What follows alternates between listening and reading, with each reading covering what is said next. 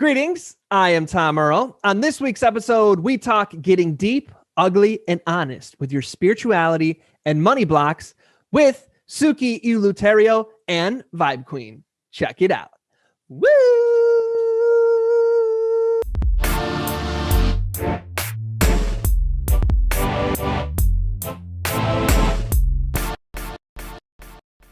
Greetings, I am Tom Earl. And this is my year of depth. We know you could be anywhere, so the fact that you are here today sharing your greatest gifts, your time and energy, means the world to me. I hope you know that in this moment you are valued, you are loved, and you are appreciated just as you are. As you can see, I am not alone. I have two brilliant, amazing guests that I am joined by. They go by the name of Suki Eleuterio and VibeQueen. What's going on, Suki and VibeQueen? How y'all doing? Good. Good. Thank you for having me. Hey, I am so hyped that y'all responded to my DM, said, let's do it. And I got y'all here. I'm looking forward to the brilliance that is going to ensue. So just want to start from that place of gratitude and affirmation. So thank y'all. I appreciate you. Thank you. So let's do this. Let's start with the formal intro and then we'll have a little bit of fun. So who would like to start with sharing with folks, hey, this is what I do. These are the folks I help. This is what I believe in. Anything you'd like to share by way of, here's who I am. Who'd like to start with that? Sure, I can get started. Thanks, Tom, for having both of us here. My name is Suki Eleuterio, and you pronounced it right. So good job. A lot of people have difficulty with that. I am a spiritual and business coach, and I specifically help people in the realm of creativity using their creative energy to really live the life that they're meant to live and to build the business that their soul desires. What I realized over the years is business and spirituality go incredibly hand in hand. And so our business blocks and our spiritual blocks are the same thing. If we can address what's going on with the emotions, we can address what's going on in our energy spaces, then we can figure out what's going on in our business. Damn. Man, I'm so hyped. This is going to be awesome. Okay. VibeQueen, what about you? Awesome. Yeah, I am VibeQueen. I am an artist, singer, songwriter, as well as a spiritual coach as well. And coaching is pretty new to me. It's a new role that I'm stepping into. I feel incredibly blessed to share all of the things that I have learned that brought me to where I am today. I had a spiritual awakening about 2 years ago, and it completely drastically changed my life. And I really just want to help other entrepreneurs, other artists that really want to step into doing what they love full time and understand that spirituality and business isn't something they have to pick between. They can do both. And so what I do is I help people rewire their limiting beliefs through meditation and through just really tapping into their vulnerability and their authentic self so that they're able to fully step into their power and hone into their craft and do what they love full time. Thank you for having me. I have to say, this is like the most hype I've ever been just from the intros. I'm like, oh, so many questions. This is going to be so awesome. Past guests, if you're listening, not to say your intro wasn't awesome. It's just the moment. It's just perfect. So here's how we start then. We got the professional spiritual bio out into the works. So then we like to take it a little bit deeper, peel the onion. So here's the prompt for you. If you really knew me, you would know blank, blank, blank, blank. How would you fill that in? It's a great question. It's a good one. If you really knew me, you would know that my spirit guide animal is yellow butterfly. That I love all things rainbows and fairies and glitter and, girly stuff, but also that my family is incredibly important to me. I have a 5-year-old daughter and a 10-month-old. They're very important to me. My husband and I have been together 18 years. That's beautiful. So since I was 20 years old. So do the math. But yes, we've been together a long time, and my family is very important to me. So amazing. So awesome. I love that. Hashtag goals. I want 18 years with my wife for sure. And more. It's so awesome. VibeQueen, what about you? Yeah. Oh, it's such a good question. If you really knew me, you would know that Wow. I'm like really thinking. This is such a great question. I really love this question. I share so candidly that I really have to dig. I think if you really knew me, you would know that my intentions are always pure, even if I come off very harsh at times, no filter, candid. My intentions are pure and they come from a place of love. And also that I'm stepping into a new chapter in my life, one of just owning my own power and my own sense of self-worth and love. And it feels really good and it's exciting. And I'm not afraid to make mistakes. I'm not afraid to take responsibility. I'm not afraid of failure. If anything, I embrace them. I feel like there's a lot more to gain and learn from failure than success. And I'm just really excited and grateful to be alive. So yeah, that would be it. Yes. Y'all are amazing. This is so awesome. Yes. So hyped. Thank you, Vibe Queen, for going deep on it. Thank you, Suki, for sharing with us so boldly. So let's start here. Why does there need to be the word before, spiritual business, spiritual creative, spirit? Why not just business creative and it's just, oh, you mean spiritual? Why do we need to put the word in front of it? What do they call it? Descriptor. Why does it need to be there? Yeah, I can go first. I think for me, it helps because I think I know what lens the person is coming from. So I don't necessarily feel it's a sense of need. It's just, oh, okay, that's kind of like my person, if I'm scrolling on social media and I see Suki, she's a spiritual creative coach. It's like, okay, she speaks my language. She's not going to laugh at me, when I talk about spirit guides and angels and past lives and, all that stuff, like she's my people.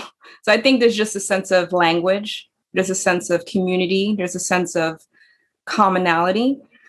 And then, there's levels to spirituality as well. The way I look at awakening, it's kind of like what you said before. It's like an onion. You peel the layers. And, I can only speak from my own experience, of course. And when I embarked my own awakening journey, there's definitely a level that I hit where I thought I knew more than the next. And here's the kicker. The moment you think you know something, or the moment you think you are better than, or, oh, I'm more awakened than that person, I'm more spiritual than that person, you're in that trap again, because that's ego and that's judgment, right? So it's like, it's a never ending unfolding. So I kind of just laugh because it's just never ending. So to me, spirituality, that in and of itself is a label. Me calling myself a spiritual coach, and I'm making air quotation marks because that's still a label, and I kind of laugh because it's all just a label. At the end of the day, we're all just, we're all just one. That's how I kind of view it. And even that is a belief system. How deep do you want to go down the rabbit hole? But I think ultimately, to answer your question, the need for the spiritual before it, I think it just makes it easier to identify your target market, your niche. Like, okay, I'm a coach that works with this type of person. If you've had some kind of awakening and you're a creative, chances are you may want to work with me because I understand what you're going through, right? I understand the fears. I understand your insecurities because I've been there before. I'm a big believer that you only need to be about a chapter ahead. You don't need to have it all figured out. You don't need to have a master's degree. I don't have a life coaching certification. I don't have any of that. I'm a college dropout, but I know what I've gone through and I know what works and what doesn't. So if you resonate with that, then hey, let's work together. If not, that's cool too. And that's why I think, even this discussion is so beautiful because Suki's a spiritual coach. I'm a spiritual coach, but there's no competition because what resonates with her audience is going to be different that resonates with my audience, that resonates with the next person. There's enough for everyone. There's abundance for everyone. So I think that's what's so beautiful. And so that's kind of how I look at it. So, yeah. I love that. Thank you, Vibe Queen. I'm loving it too, because I actually, one of the things that I say all the time is you can't create out of competition. So a lot of the times people try, and this happens a lot. They will see that somebody else is doing something, or somebody else has posted something on social media. Somebody else is sharing that I make 10K months, I make 20K months, or whatever it might be. And then they actually are going out to create out of that sense of like, I'm not good enough, or somebody else is doing something better than me. And you can never, ever create from that space. You have to just create from this internal space of joy and understanding of yourself, and turning that third eye and looking at within. And so what was coming up for me when you were talking, Vibe Queen, was one of my favorite quotes by Ram Dass is, we're all just walking each other home. And we're all just walking each other home at the end of the day. When it comes to people hiring me as a coach, I'm walking with them, but I tell them always very clearly, we'll get to the mountain and I might be the Sherpa. I might carry some stuff on my back for you. But ultimately, you're making your way up the mountain and you're making your way down the other side. I'm only assisting you on the walk or on the journey. And the reason that I love the spiritual part in front of the business coach is, a lot of the times when people do come to me, they've come to me after spending thousands of dollars on a business coach, not realizing that that wasn't really what they needed at the time. What they needed was the healing that comes about in the process of like really getting to know yourself. And especially if your brand is you. I work with a lot of yoga teachers actually, and studio owners who might not understand that the brand is them, because they think that, no, it's the studio and then it's me, and that's different. But actually, you are the studio, you are the space, you are the space that you create, right? And you are the container. You're putting together this beautiful container. You're bringing those people in. So if you haven't done the work on yourself, there's a disconnect. So people will tell you, here, build this funnel and make this website look really pretty. And, you can do all of those things. But then you sit there and go, where are the clients, or where's the money, or what's going on? Did I do something wrong? And people will look at that as failure. It's never failure. It's actually just always, wherever you were at that particular time, what you were able to expand your consciousness to take in at that particular time. So if you have spent thousands of dollars on a coach and have felt disappointed, instead of like blaming the coach, taking time to say, where was I? What was I seeking at the time? What was I building, and what kinds of fears or lack or energy was coming up there too? Because our fears are usually the things that are holding us back. Money is a very big thing. It's a huge topic. It's incredibly emotional, and people don't realize how emotional money is. So if you're not working through the emotional blocks around money and receiving that money, then you can do all the pretty things and spend all the thousands of dollars, but the things are not going to work out for you. Spot on. Vibe Queen, you want to elaborate? I noticed that you were nodding an affirmation for a lot of that. Do you want to? Yeah, she's so spot on. One thing I'd love to add, and Suki, let me know what your thoughts are, is that something that I had to really learn is that I knew about all the shiny stuff. I've taken the one funnel away challenge, the marketing, and I've worked in sales and real estate. I've done direct sales, and I have so much experience in that world. And this was before my awakening. And, I came out of an 11-year relationship, and I had so much of the tactical information, but I didn't know I was so much in my masculine energy. Right. And everybody has masculine and feminine energy. This has nothing to do with sexual orientation. But if you don't have it in balance, you don't know how to receive. And that's feminine energy. And so that was such a huge shift for me, because I had all of the things. I had the pretty websites, I had the funnels built, I had the email list, I had all of these things, but yet I could not receive the abundance. I could not receive the clients. I could not receive the money. And I did not know why, because I was so much in my masculine energy. And it literally made me uncomfortable to receive. It's like, wait, but I have to compete, right? But wait, like I have to do, I have to be productive. I didn't really understand the concept of a day off or self-care or meditation. To me, it was like, meditation, that's a waste of time. I could be doing something. I could be lead generating, right? So that was the concept in the world I came from. And I lived in New York for so long that when I had this awakening, which I did not seek, I was pretty much an atheist. It just hit me out of nowhere. And I was like, wait, what? What is spiritual? What is this? And I just went down this rabbit hole, and I discovered Ram Dass and Wayne Dyer and all of these people. And I found this whole community, and I was just like, my whole world just opened up, and I was like, whoa. And then exactly what, we're talking about today, I'm like, okay, I have all of this business stuff.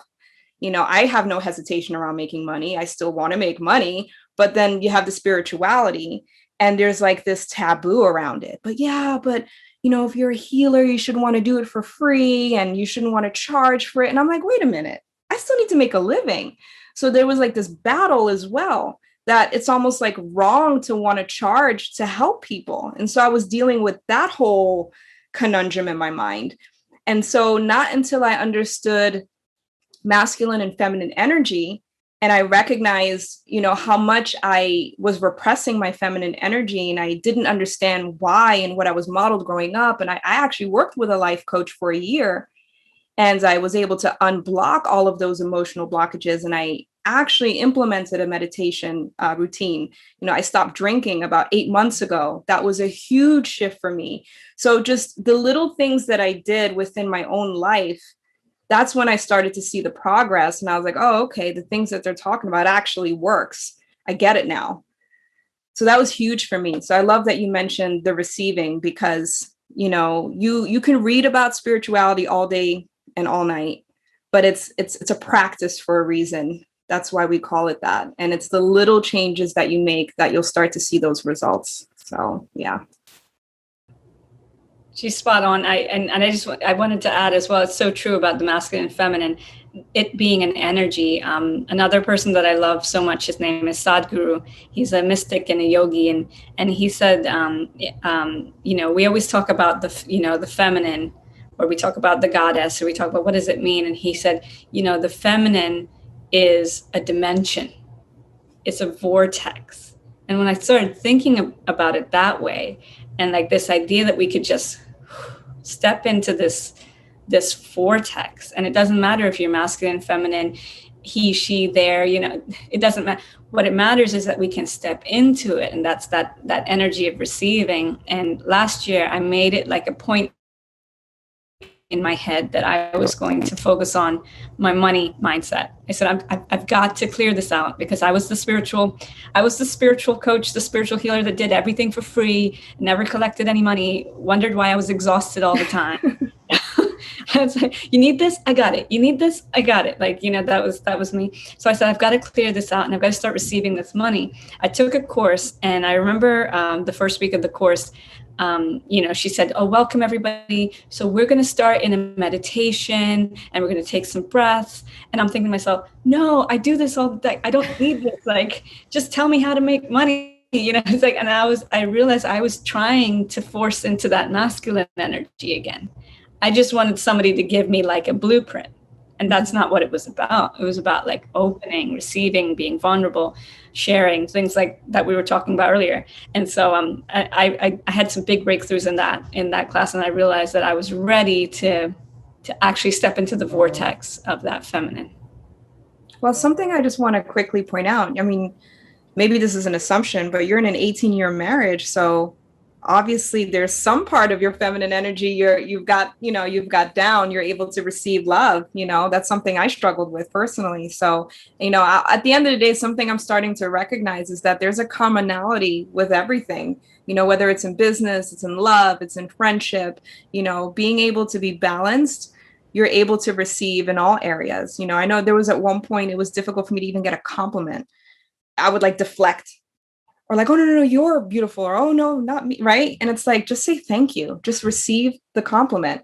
That's being in your feminine energy, even as a man, So it's very interesting. It's a journey for sure. So they're all interconnected. You're totally right. The money, the love, they're all, as long as you're focusing on that energy of receiving and giving and finding that balance between the two, that really is the key.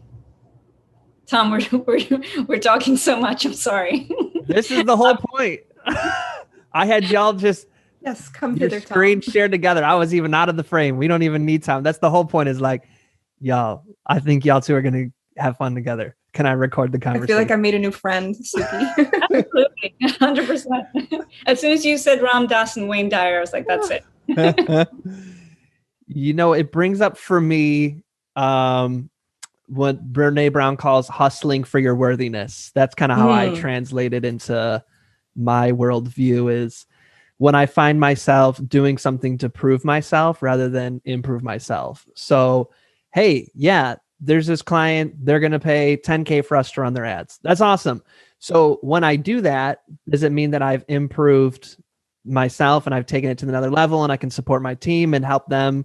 Or is it now that like, yes, now I am finally worthy of love and belonging because I can say I make $500,000 a year. So if it's like becomes that, then I'm always tied to, I need to do things so that I finally feel worthy of love versus I need to already feel worthy of love despite any accomplishment that I do. That's kind of how I'm taking in what y'all are saying. Yeah, spot on. Brene Brown is great. Yeah. Talk to me about the emotional blocks of money. Suki, you said money is so emotional, and VibeQueen, you brought it up in different words too. Where does our blockage around money? Why is money so emotional? Why is there so much good and evil, black and white paradigm? It's not a spectrum. It's a this. And usually those of us who are like mission driven, want to make the world a better place, are very much on the money is evil side. Where does this come from? So I started reading a book called Happy Money by Ken Honda last year. And it was like such a huge breakthrough for me to really like wrap my mind around this being a highly emotional thing, like I said to you. So right at the beginning, in our childhood, we are taught about money, like straight away. We're taught about value, we're taught about money.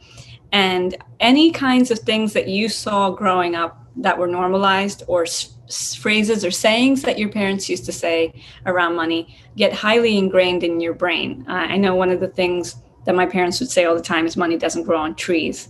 That was a big thing. Money doesn't grow on trees, money comes, money goes is another one that was said a lot. So what I've had to do is I've had to reprogram and everyone has to do this. You have to reprogram some of these limiting beliefs or thoughts that you have around money and feelings that you have around money, because it's really, like I said, it's an emotional thing. It's a feeling thing. So now I don't say, money comes, money goes. I say money comes, money stays. And ever since I started saying that, a big shift has happened in my wallet and in my bank accounts too, because it comes and it just comes. Like it just stays there. It's not going anywhere. Another affirmation that I love is money is a renewable resource. Every time you feel like, he explains this, Ken Honda, in the book. If you think of it kind of like a game, if we were all playing Monopoly right now, if we passed go again, you're getting $200 when you pass go again. So it's like, instead of thinking of it like it's something, it comes in my account and it goes away. It's something comes in my account, it goes away. The more that you're focusing on that, because as we all know, what we focus upon expands. What you're actually saying to the universe is, I'm focusing on all the money that's going out of my account, rather than you should be focusing on all the money that's coming into your account. And that's how it grows, So I've been making a lot of breakthroughs with that. And emotionally as well, if we have any beliefs around our self-worth, like you were saying with Brene, if we have feelings around our self-worth and we're connecting that with money, we have to be really cautious with that too, because at the end of the day, it's just a physical, it's just paper, right? But we're the ones who put the value behind it. And this is key as well with like Bitcoin and like digital currencies now. We're seeing that really, like, is it really about the paper? Or obviously it's something, it's something more than that. Yeah. I love everything you just said. And I love your affirmation. Money goes, money stays. I'm taking that. It's great. For me, I think one of the big ones is money is the root of all evil.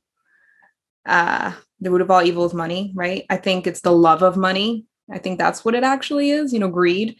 And And I agree with Suki. It's just what is the inner dialogue that you're having with yourself? What are the thoughts that are going on when it comes to money? Are you coming from a scarcity mindset, or are you coming from an abundant mindset? And then to dive even deeper, I forget where I learned this, but we live in an abundant universe. It's just, what are the abundant thoughts that you're having? Are you having an abundant amount of thoughts that are of lack? So if you kind of shift it to that, it's like, okay, well, you're always picking which one you're focusing on. Just like she said, whatever you focus on expands. And it's okay if you have that thought that may be quote unquote negative. It's the self-awareness to stop yourself and catch yourself and say, oh, you know what? I just had that thought. That's interesting. Okay. Observing it and then switching it. And then the quicker you can do that, the more you're breaking that pattern, that habit. And so I think for me in the past, I would just beat myself up like, oh, I had another negative thought. Like, oh my God, I'm so stupid. And it's like, oh, I just had another negative thought. And it's like this never ending loop. Now it's like, okay, I'm going to get triggered. I'm going to have thoughts. I'm human, right? I'm a conscious being in this human vessel. I accept that. However, the moment I become aware, I can pause and I can then rewire, just like she said, and I can change whatever thought is going on in my head, whether that's for money or anything else. And so that's been really, really powerful for myself as well. And then just from a practical level, just even being aware with your spending habits, right? Is this something that I actually need? Is this going to move my business forward? Or is this just making me feel better in the moment? Is this another course that I need? Are you on the self-help junkie route, because sometimes I meet people like that as well. They're always hiring a coach and they're always taking another course and they're always healing, right? And that's great. I believe in self-improvement and having a coach, but there's also a point in time where you need to implement and integrate what it is that you just learned, because there's no use in continuously reading another book and taking another course if you don't take the time to pause and actually implement and integrate the lessons you just learned, because then you're just chasing another high. The high may not be alcohol or cannabis or love. It may just be another thing you think is going to heal you. Here's the kicker. You're already whole. You're already perfect as you are. Yeah, you may have room for improvement, but you are already okay as you are. So I think for me personally, at least, the moment I had that awareness that, oh, that's not conceited. That's not me thinking, it's not a God complex. It's I am actually worthy of love as I am in this moment right now. Oh, okay. Everything shifted for me. And yeah, it's such a simple concept. And those of you listening may be like, yeah, duh. But to actually feel it and to experience it, it's a game changer. So, yeah. It's funny as well, because I'm a yoga teacher as well. And like a lot of the times we don't recognize that it really does occur inside the body as well.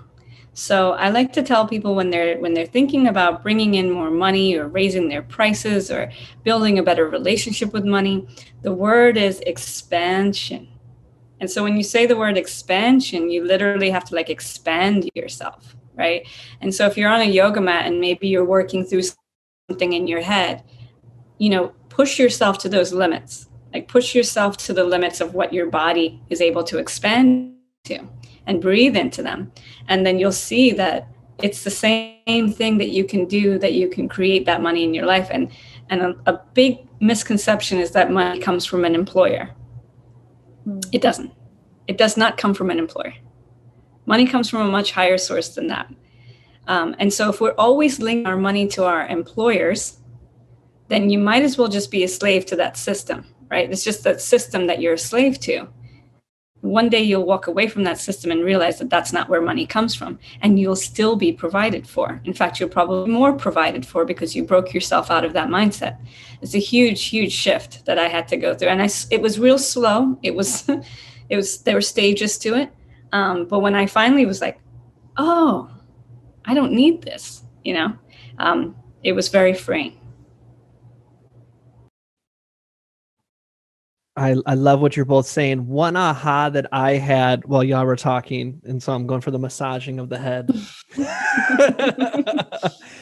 is I think we make the mistake of, this is me personally, you see somebody who has lots and lots of money, that doesn't necessarily mean that they have an abundance mindset, especially once like the billionaire crowd. Like many of the billionaire crowd may have a lot of money, but they are the most scarcity minded people there are, which is why they hoard their wealth and exploit. And so then I think we think, oh, that's what it takes to become wealthy, is you have to exploit and hoard. I don't want to be that. So therefore we, instead of rejecting the value, we reject the resource. That's kind of like what y'all were saying. I'm like, but what about, so I appreciate y'all gave me a gift on that one for unlocking that. Another one of my spiritual coach friends, she wrote a post like a couple days ago about financial trauma. And she said, don't assume that people who are even millionaire status, like you said, billionaire status, don't still have financial trauma. And you see people who are millionaires and then go bankrupt, or like, have all kinds of money and then they have no money, because no one actually addressed the emotional stuff, or actually sat down and said, hey, you need to build this great relationship with money now that money is here with you. So like, just like you said, it can end up becoming an abuse of the money or overuse of the money or whatever it might be. So you're totally right. Just because you have a ton of money doesn't mean that you're healed around some of those money wounds.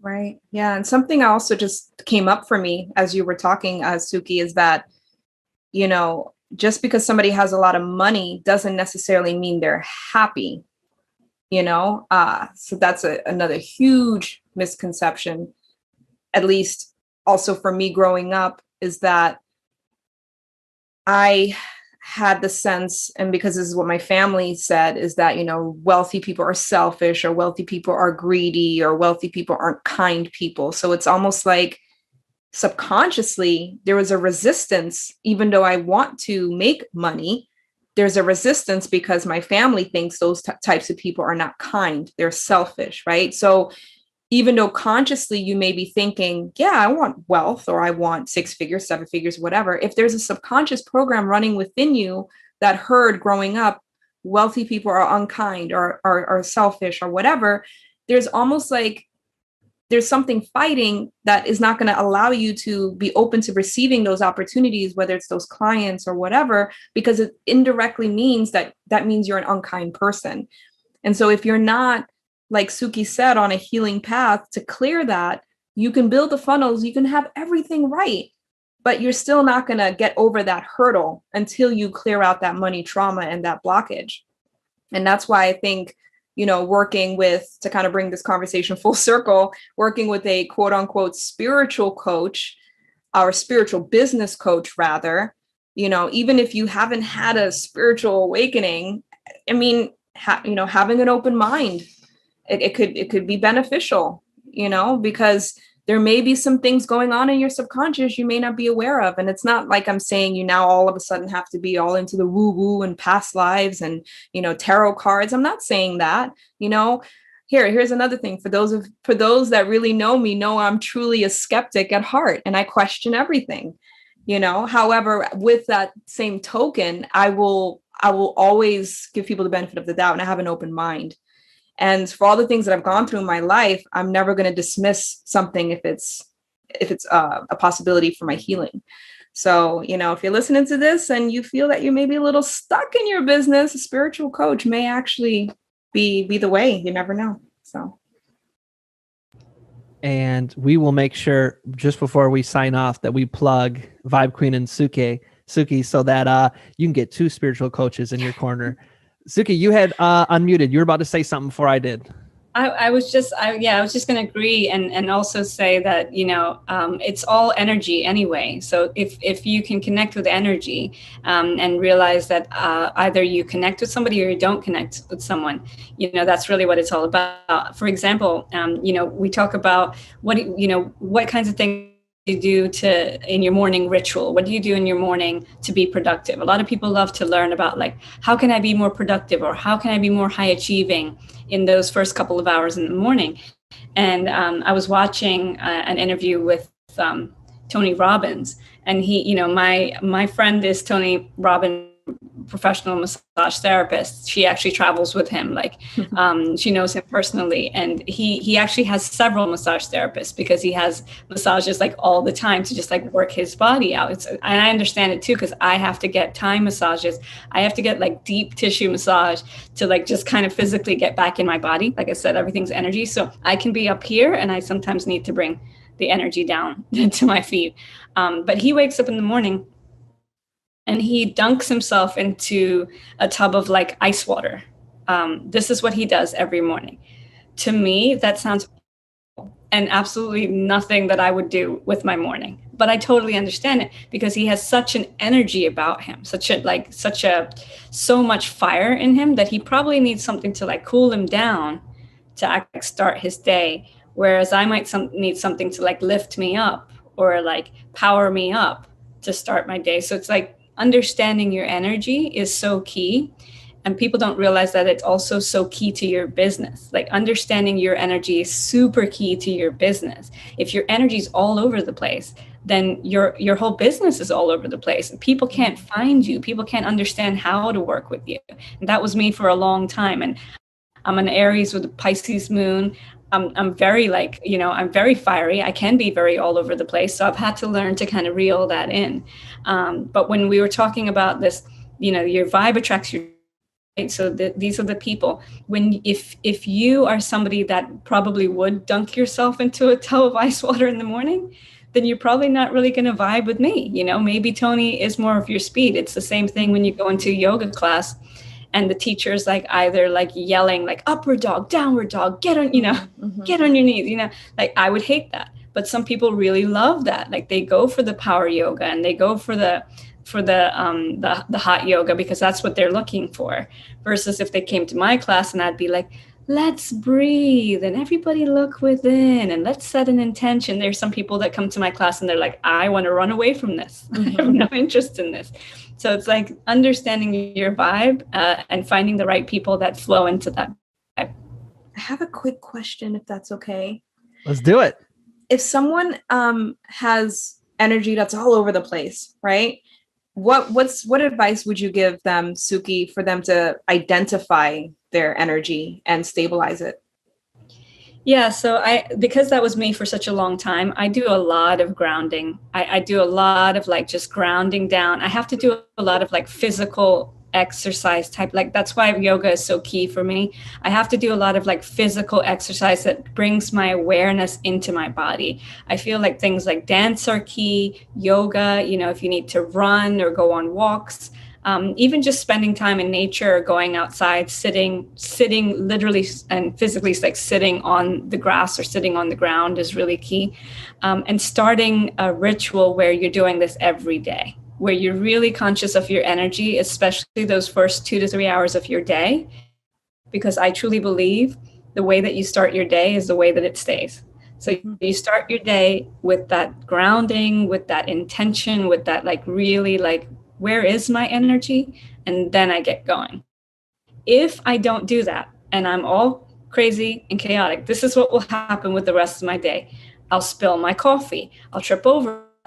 I don't, I'll crash my car. Like, and people don't realize that, why did I crash my car? And I'll ask them, well, what was happening in the first couple hours of your day? Wow. Thank you. So I'm loving this conversation. I want to take us into just a slightly different direction, and y'all can pass. You can be like, nah, let's talk about something else. So your niche, spirituality and business. Let me give a little preface. If we were to, when we trace back in history, where 99.9% of these teachings come from, they ultimately trace back to a teacher who is Black or brown. And yet in the niche we see of spirituality and business, it's usually very whitewashed. It's like white people, usually white women talking to other white women, or like very high energy people, like you said, Tony Robbins, talking to mostly other white guys. And then they only feature other white guys and they make it sound like white people invented spirituality. Do y'all have any thoughts on that? Anything y'all want to talk about around that? Because I know for me, that personally bothers me. And so I'm just curious, as people who are in that niche, how you navigate through that, thoughts that come up for you. Yes. For me, my family's Pakistani on my dad's side.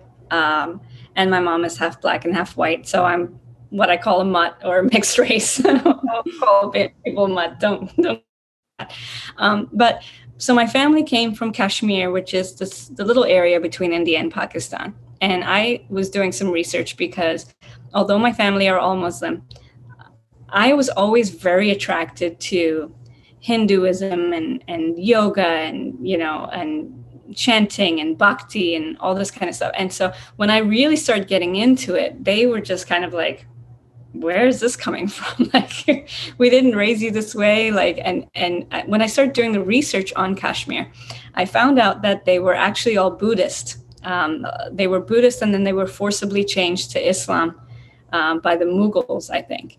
And so they took all these beautiful, huge Buddhist statues and they put them out in a field somewhere, and they're all gathering dust. And if you go out to Kashmir right now and you go out to these mountains, you can see these beautiful Buddhist statues that are like covered in, in plants and bushes and stuff like that. And it's really beautiful. So I came to realize that like that part of the world as well, they were all what they call Sufi poets. And Sufism is it's a form of divine poetry. It's actually like a channeling between the divine, and then you observe it, and then you're able to write the poetry out as like a dance or a connection with the divine. And I've been writing poetry since I was a little girl. And so when I came to realize this, I said, oh my God, this is me. Like, this is why I love the bhakti, which is the singing or chanting type of yoga, mantra. And then I understood that that's why I was connected with Buddhism. And it was something that I really felt like a resonance with. And then when I learned about yoga and I came to, really like understand first of all, yoga is a philosophy. It's a way of living. It's absolutely not what people think of as the asana, which is the movement. Movement is only one small, and actually slightly irrelevant, because it's actually trying to get you somewhere else. Where it's trying to get you is to this place called samadhi, which is the top of your head, your crown. It moves you through to enlightenment, which is samadhi, And so yoga is like moving your body so that you can release anything that you need to release, so that you can meditate, so that you can go through your body and into your crown. And that's the point of it. So there's like a philosophy, there's like a way of living, there's a way of eating, there's a way of holding yourself. And so we do all this like basically whitewashing of yoga is what's going on right now. And then also kind of like the, namaste or namaste in bed or anything like that, when actually like the word namaste is very sacred. It means that, the light in me and the beauty and the divinity in me bows to and recognizes and honors the light in you, which is a beautiful thing to say, but at the same time, even though all of this is going on and I realize like where it came from and I realize like the intention behind it, I still feel that however anyone needs to get on the mat, let them get on the mat.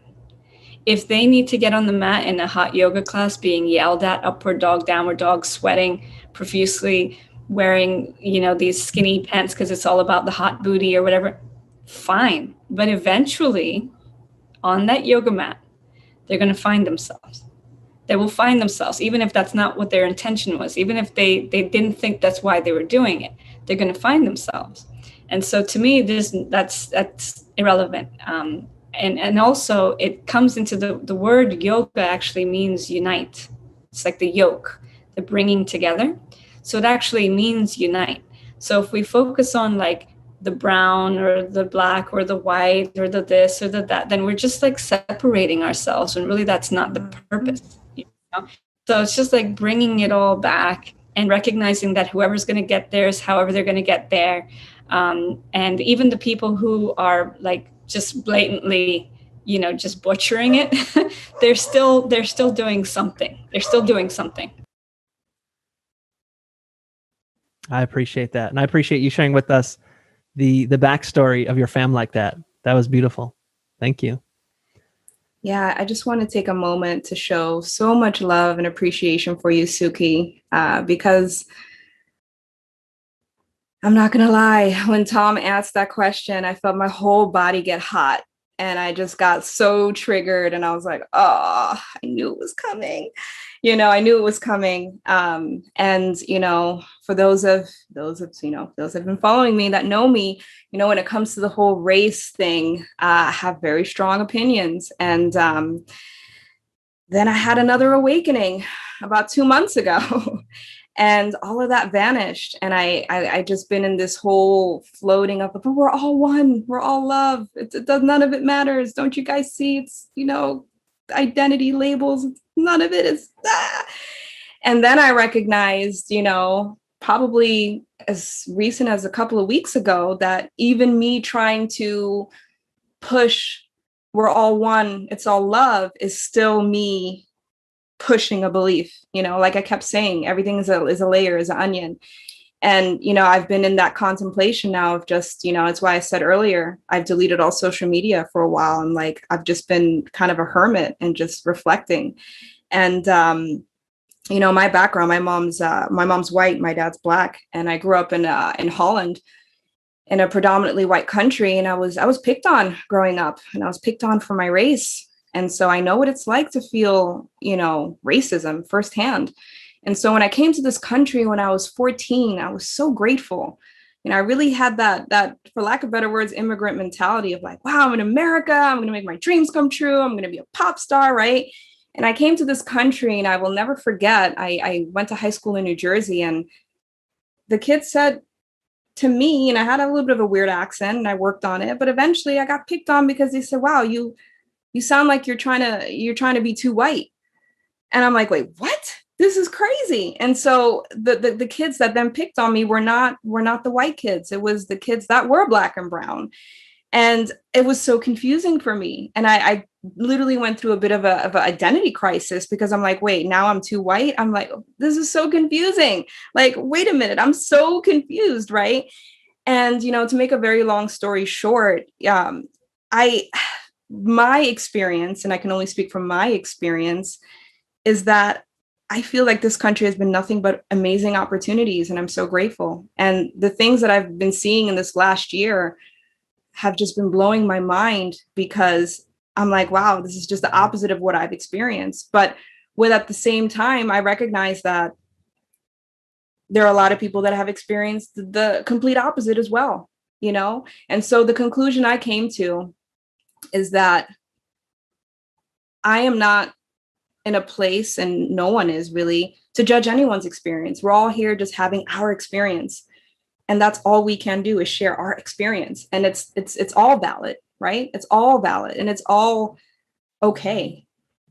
And,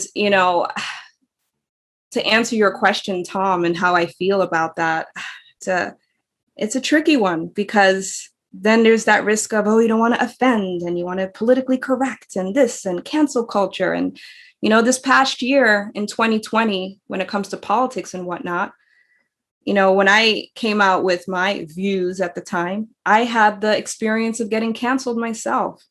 And that was an interesting experience. And the reason why I'm sharing this very candidly is because when you go through getting canceled, when you have people reach out to you and say, I'm no longer going to be friends with you or support you because you believe X, Y, Z, that's a shitty feeling. And I'm sorry if I can't curse, you can edit it out. That's a bad feeling.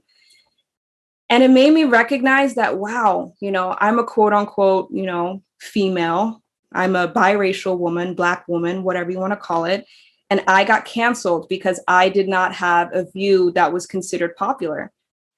Okay, this is an interesting experience. I'm going to just sit with that, right? Like this sucks, right? However, I'm grateful for the experience, because one thing I can say is that when you speak your mind, and when you are honest and you're authentic,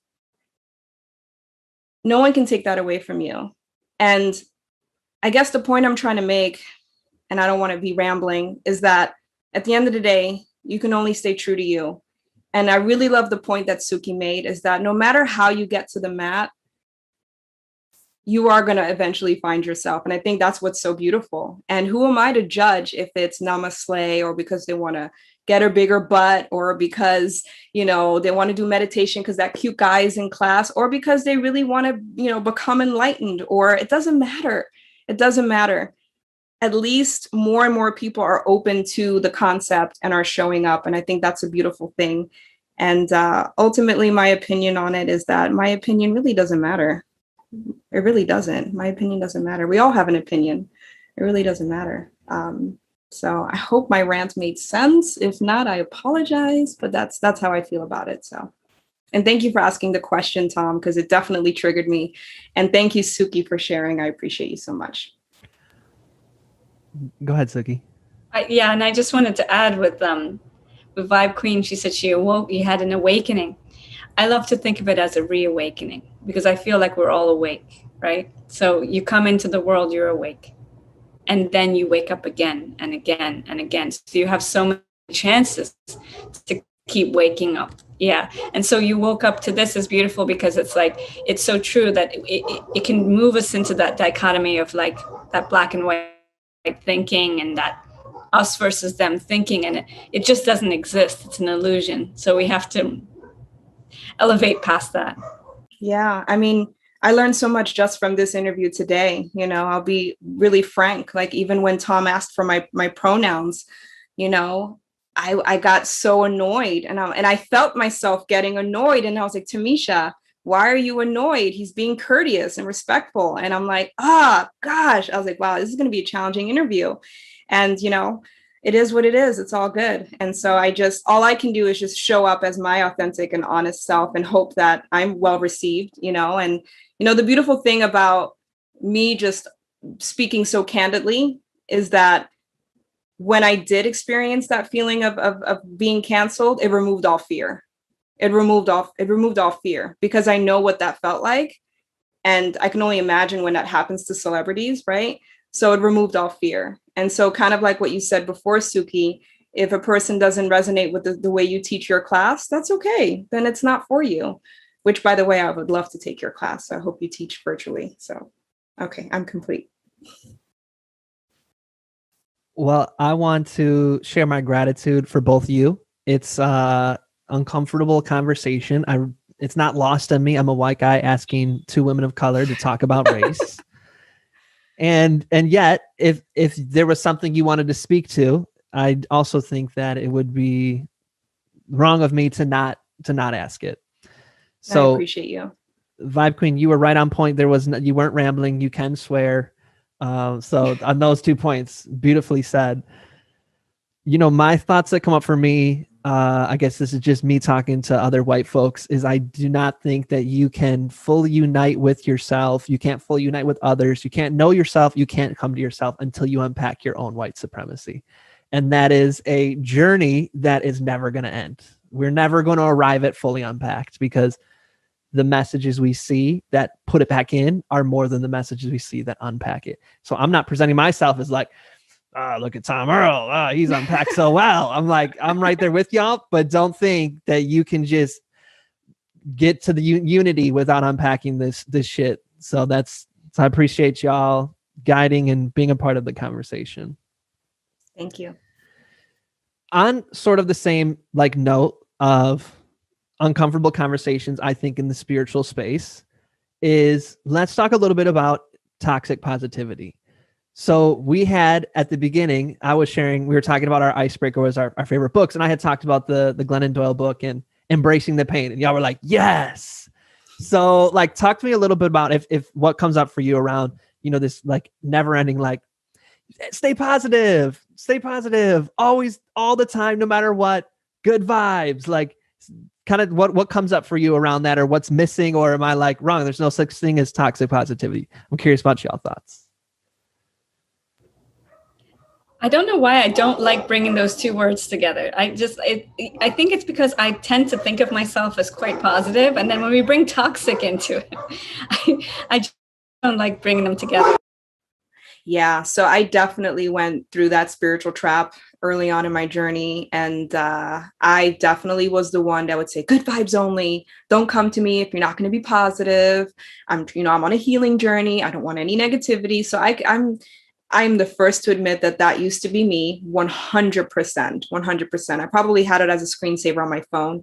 But I recognize that is incredibly toxic. I agree with you, Tom, because there's just no such thing as always being positive. That's not a thing. If somebody passes away, or, if something happens, you can't just fake and be happy. That's BS.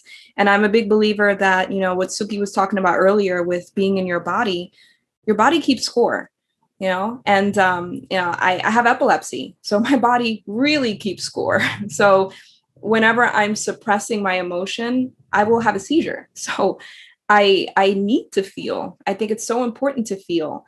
And the biggest advice I give anyone whenever you are having a quote unquote bad day, or you feel a negative emotion, or even when you get triggered, like I just felt earlier, like literally 5 minutes ago, I will let that trigger, that feeling happen in my body. I become aware of it. I don't try to stop it. I don't try to repress it. I let it run its course. I sit with it. I befriend it. It's like, oh, okay, you're there. It's cool. I acknowledge it. And then when it ran its course through my body, now I can, it's been processed. Now I can react from a place of clarity and of stillness. And I've actually dealt with it. I think the moment we try to get rid of that feeling, that's when we look for an outside stimuli, whether it's, alcohol or drugs, or, changing the subject, or that toxic positivity. And we see that in spirituality because, typically if you're not drinking, or if you're not, using other means to mask the negativity, you're going to mask it with the positivity. But it's not real. It's not genuine. You're just slapping a Band-Aid on it with this positivity. And you're not actually dealing with your shit. And so you have to actually go through the shit. That's why they call it the dark night of the soul, or whatever you want to, you have to deal with that. It's going to eventually come up. There is no shortcut. And I've tried the shortcut. It doesn't work. We all have trauma, just being born is traumatic, so we all have stuff that we need to deal with. And I don't believe in the good vibes only. I think the intentions are good, but I think it can only last but so long until that it's going to pop, and it may not be pretty. Yeah, I totally agree. And one of the things that people do a lot, especially if you're on Facebook and stuff like that, and social media, if somebody does share that, oh, like my grandfather passed or my mom passed, it's always like, oh, so sorry for your loss, or like love and light to you. Like, we're sending like love and light, but like what would be more meaningful, right? Picking up the phone and calling them, or going to the person's house and giving them like a tray of food, like that. To me, that's like the equivalent of the toxic positivity versus like doing the work, right? Mm-hmm. Like doing the work is that's like, I don't need, like, we don't need to call it like spiritual work. We don't need to call it healing. We don't need to call it all these terms that we want to call it.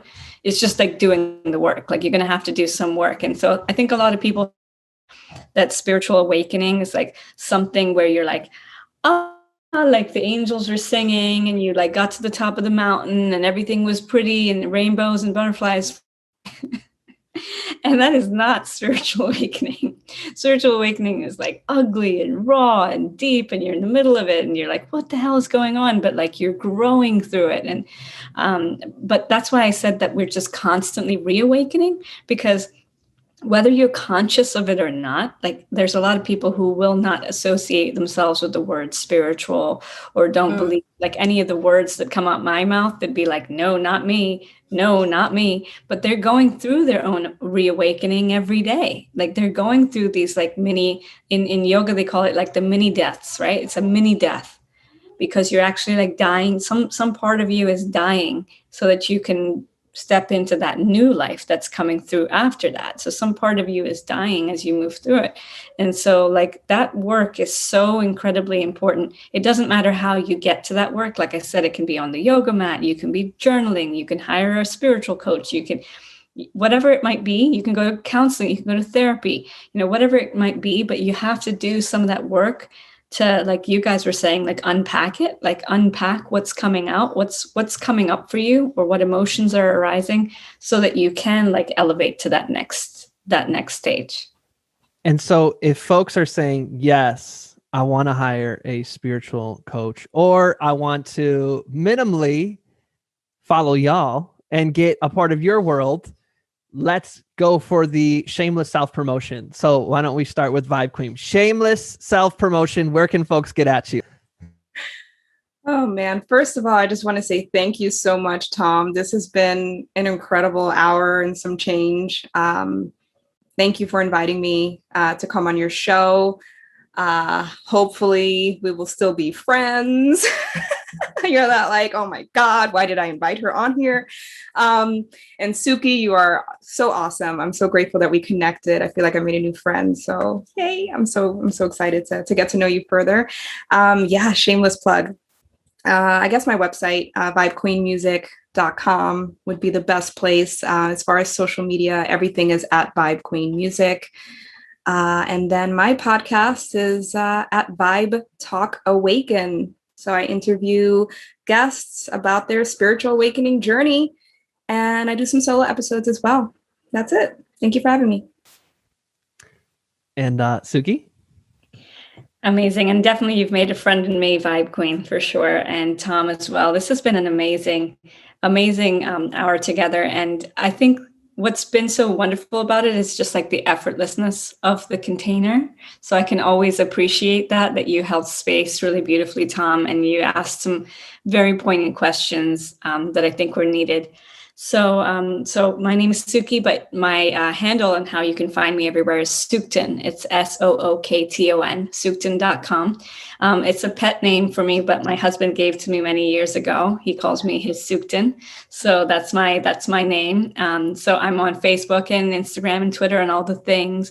I'm mainly hanging out on Clubhouse nowadays. I'm there like all the time. You'll find me there for sure. So follow me on Clubhouse.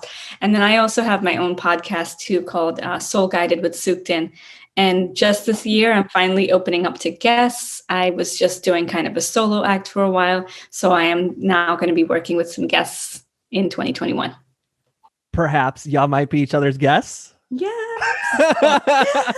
I hope so. And like, how cute is that pet name? Oh my God. Yes, absolutely. Let's do it. Well, I appreciate y'all for the affirmations. And if it's okay, Vibe Queen, I feel like I have to say this, that if you are not like difficult, you know what I mean? Like you asserting your, what's the word? Not authority, but like you taking up space and autonomy, you asserting your autonomy. If I take that personal, that's on me. You know what I mean? So right. I'm not like, oh, this person's difficult. Like, hey, like I think it's awesome when we speak our mind, because when we can move through the conversation better, and I think it builds rapport quicker. So just wanted to put that out there. Absolutely. So I'm glad that we connected. Same here. And Suki, super awesome. I'm glad that the algorithm gods have both put you all in my path. So I could be like, I have a feeling this would be awesome, and that we should have the three of us be on at the same time. So I'm glad that all of us were able to make that happen. So thank you so much. This was so much fun. Here's our closing ritual, is to share with the good folks out there an invitation. So an invitation to be, to become, to think about, to consider, to reflect upon, to read, to evolve into. What is your invitation? So my invitation is to pause, stop, reflect, listen, and tune in.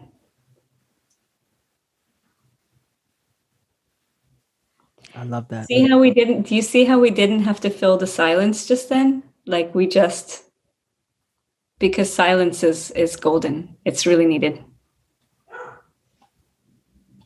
So good. Suki just took all the words. That was beautiful. What a great question, Tom. Invitation. Wow. My invitation is going to be just that. Be. Yeah. Just accept yourself where you are as you are, with the awareness that, yeah, there could be room for improvement. Understood. There always will be. Mastery is never achieved. There's always going to be room for growth. However, within that, if you can just be, then guess what? Happiness, all the things, it's right there. It's right in front of you. And if you have that awareness in that being, then it's all divine. It's all perfect. It's so beautiful. Even just being with you and you, Suki, right now, it's perfect. There's nowhere else I'd rather be. So my invitation is for you to just be. Thank you. What beautiful notes to end on. Suki, Vibe Queen, my gratitude to you, my affirmation to you both. Thank you. And to all of you who are listening, as always, we're wishing you peace and blessings. Thank you. One more thing. I'd love to continue the conversation. Feel free to join me at tomearl.com/join. Subscribe below, or let's connect on social media. Tom Earl Artist. Thanks again for watching.